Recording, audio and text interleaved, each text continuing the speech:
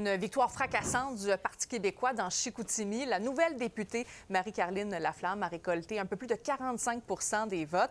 Elle a d'ailleurs rencontré aujourd'hui la presse sur la colline parlementaire avec le chef Paul Saint-Pierre Plamondon.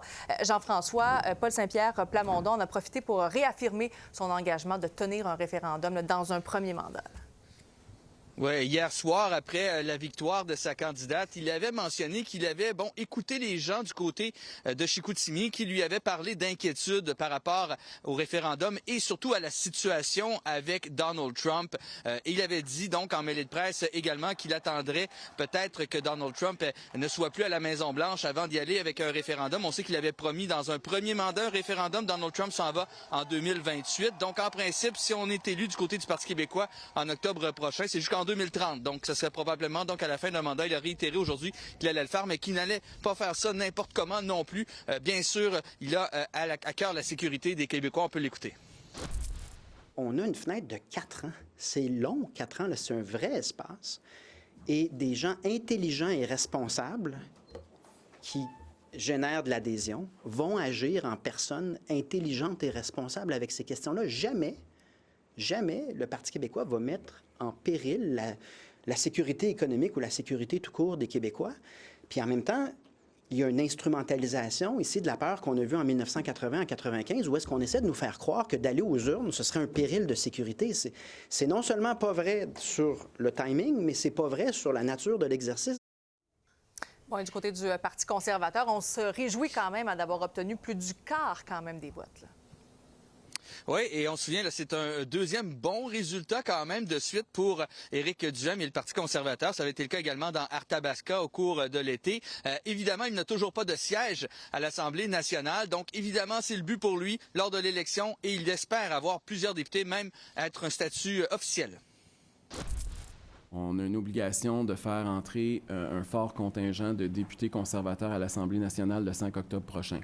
Cela étant dit, la politique, là, ça bouge. Là. Si vous m'aviez dit qu'il y a 3 mois qu'on ferait 26 dans Chicoutimi, là, je ne l'aurais pas cru. Il y a des choses qui changent. On est passé de la 4e à la 2e place. T'sais, une circonscription où on passe de 8 à 26, imaginez-vous de où on part à 43 dans Beauce-Sud. Là, on va finir où? Donc, il y a des circonscriptions où, effectivement, aujourd'hui, on regarde ça différemment. Éric Duhem, lui, n'a toujours pas dit dans quelle circonscription il allait se présenter. Bonsoir, Alain. Salut, Sabrina. Alors, bon, j'ai discuté un peu avec Christine Fréchette du résultat, en fait, de cette 4e élection partielle dans Chicoutimi qui s'est tenue hier soir. Dis-moi, est-ce que c'est une victoire qui te surprend parce qu'on est quand même là à 8 mois des élections provinciales? Non, ça ne nous surprend pas. Quand on voit tous les sondages, le Parti québécois semble bien en selle, mais la question qui se pose pour tout le monde, c'est la majorité des gens ne veulent pas de référendum. Paul Saint-Pierre Plamondon tape sur le clou, même s'il a un peu baissé le ton. Alors, pourquoi les gens se rabattent sur ce parti-là? Puis mon explication, c'est que les autres options n'ont pas encore fait leurs preuves. Dans le cas de la CAQ, on attend de voir c'est qui le chef entre Christine Saint-Pierre et Bernard Drinville. Charles Milliard vient juste de rentrer en poste, tout nouveau. On ne connaît pas encore réellement ses positions, il est peu connu. Puis on a Éric Duhem qui est en train tranquillement de faire son chemin avec l'objectif, comme il soulignait, là, de rentrer officiellement à l'Assemblée nationale avec lui-même et plus qu'un député. Là. Vraiment. Mais est-ce que tu trouves ça surprenant, toi, par exemple, le résultat dans Chicoutimi? On voit qu'ils sont quand même terminés 2e, donc la CAQ était 3e. C'est pas surprenant. Puis moi, je pense à l'élection partielle dans Arthabasca, là, dans mon coin de pays, où ils ont fait quand même 35 Il y a eu 60 des gens qui ont été votés. Puis il faut savoir qu'à Chicoutimi, il y a un député au fédéral conservateur qui s'appelle Richard Martel. Donc, les gens ont déjà mis un petit X à côté du mot conservateur. C'est pas aussi diabolisé que peut-être on le sent dans les milieux plus urbains. Même chose dans mon coin où il a fait très bien, où j'ai déjà été député conservateur. Éric Lefebvre a été député conservateur élu. Donc, il y a comme un fond plus conservateur, plus de centre-droit. Il y a moins de gens qui sont syndiqués, qui sont dans la fonction publique, qui travaillent dans des PME. Donc, le terrain est fertile, pas juste dans la région de Québec, la Binière, mais aussi en région. Puis ça donne le sentiment que le Parti conservateur, tranquillement, va peut-être devenir l'alternative avec le Parti québécois, particulièrement en région. prend de plus en plus de plumes, en fait. Puis pour la première fois, aujourd'hui, il y a Paul Saint-Pierre Plamondon qui a abordé la question du référendum, mais vraiment dans le contexte, en fait, géopolitique. Il a dit qu'on pourrait faire le référendum lorsque Trump serait parti. Bien, au début, je disais que les gens, la population ne souhaitait pas nécessairement de référendum. Ouais. Tous les sondages, sans exception.